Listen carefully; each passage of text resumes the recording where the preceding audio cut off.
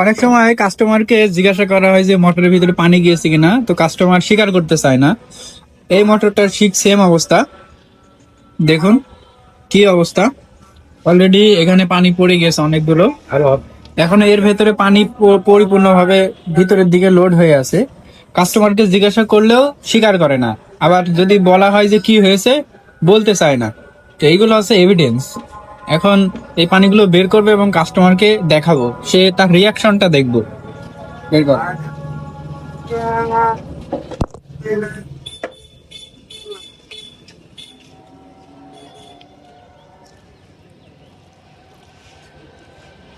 কয়েলের ভিতর থেকে পানিগুলো বের হচ্ছে।